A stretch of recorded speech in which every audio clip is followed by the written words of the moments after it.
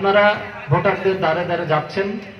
ঝিনাইদহে সুশাসনের জন্য নাগরিক সুজনের আয়োজনে ঝিনাইদহের নির্বাচনী 2 আসনের সংসদ সদস্য প্রার্থীদের অংশগ্রহণে জনতার মুখোমুখি অনুষ্ঠান সম্পন্ন হয়েছে। 7 ফেব্রুয়ারি শনিবার সকাল 11টায় ঝিনাইদহের কেন্দ্রীয় শহীদ মিনারে এ আয়োজন করা হয়। মনোপুত ক্যান্ডিডেট আগামী দিন নির্বাচিত হবে বলে আমরা প্রত্যাশা করি।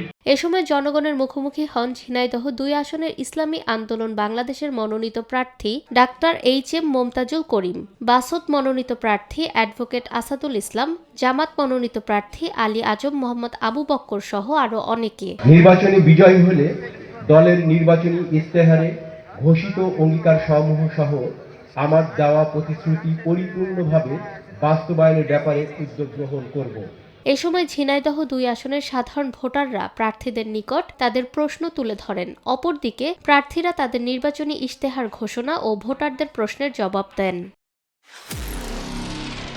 নিরপেক্ষ, সত্য প্রকাশে আপোষহীন।